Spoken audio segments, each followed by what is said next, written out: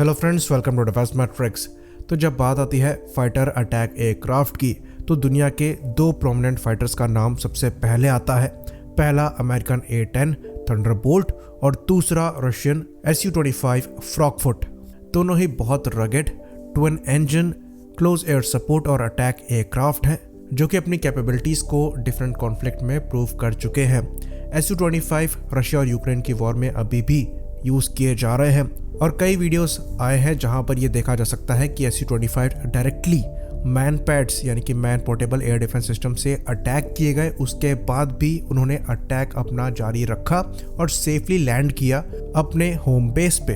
तो ये बहुत रगेड मशीन्स हैं, काफ़ी अच्छा खासा पेलोड कैरी कर सकती हैं और अटैक रोल में सामने वाले को डोमिनेट कर सकती हैं। A-10 ने भी अपनी रगेडनेस और कैपेबिलिटीज़ को प्रूव किया है डिफरेंट वॉर्स में, चाहे वो अफगानिस्तान में रही हो, चाहे वो इराक में रही हो, और इन्होंने आइकॉनिक स्टेटस को अचीव किया है अपनी पूरी सर्विस लाइफ में। तो इस एयरक्राफ्ट को फ्लाई हुए पहली बार करीबन 50 साल का समय हो चुका है और 700 यानी कि 700 के ऊपर ये एयरक्राफ्ट बनाए जा चुके हैं आज तक। और सर्विस जब से इन्होंने ज्वाइन करी है तब से एक्टिव वॉर में पार्टिसिपेशन इनके द्वारा रेगुलरली लिया गया है, चाहे वो गल्फ वॉर हो, चाहे वो अफगानिस्तान, इराक या फिर लिबिया के कॉन्फ्लिक्ट हो। इस एयरक्राफ्ट ने अपनी कैपेबिलिटीज़ को हर जगह प्रूव किया है और ये ग्राउंड फोर्सेस के लिए एयरफोर्स का सबसे क्लोजेस्ट फ्रेंड माना गया है। तो आज हम A-10 थंडरबोल्ट के बारे में विस्तार में इसलिए चर्चा कर रहे हैं क्योंकि यूएस एयरफोर्स ने डिसाइड किया है कि जितने भी A-10 Thunderbolt aircraft US air force की सर्विस में हैं, ये 2029 तक पूरी तरीके से रिटायर कर दिए जाएंगे।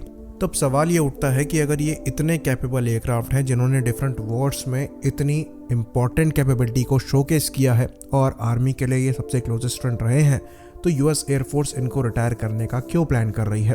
तो यूएस एयरफोर्स का ये आर्ग्यूमेंट है कि अभी तक जितनी वॉर्स हुई हैं वो ज़्यादातर ऐसे एयर स्पेस में हुई हैं जहाँ पर इस एयरक्राफ्ट ने अनचैलेंज्ड ऑपरेट किया है। लेकिन अगर फ्यूचर कॉन्फ्लिक्ट को दिमाग में रखें और चाइना जैसी कंट्री के अगेंस्ट में इन एयरक्राफ्ट के यूसेज को देखें, तो ये स्लो फ्लाइंग एयरक्राफ्ट एक्चुअली काफ़ी इजी टारगेट बनेंगे चाइनीज़ एयर डिफेंसेस के सामने।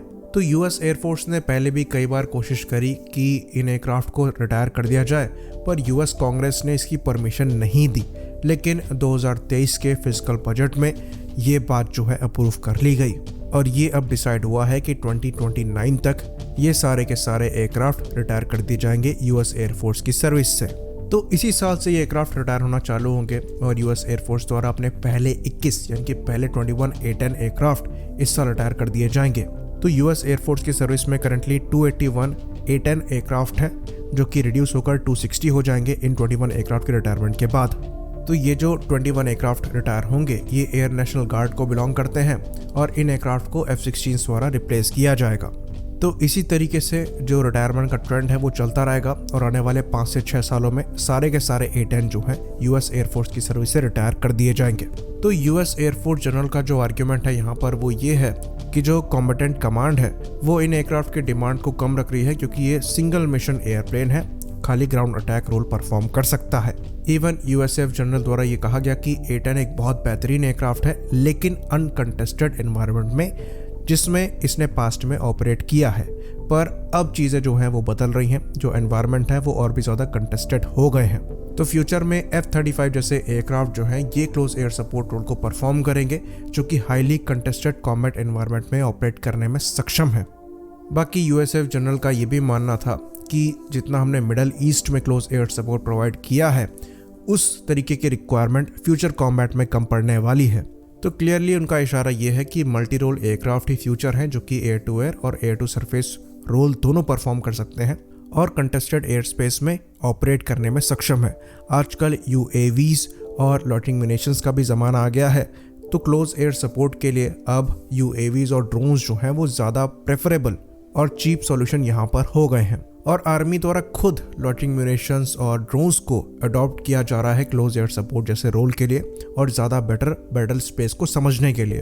तो यूएस एयरफोर्स का ये कदम एक्चुअली फ्यूचर अप्रोच को भी शोकेस करता है कि मिलिट्री जो है मॉडर्न वॉरफेयर को कैसे देख रही हैं और उनके द्वारा इन एयरक्राफ्ट के रोल को कहाँ देखा जा रहा है। ऑल्दो अगर हम मॉडर्न वॉरफेयर की बात कर रहे हैं तो Su-25 के रोल्स को भी हम यूक्रेन वॉर में देख सकते हैं।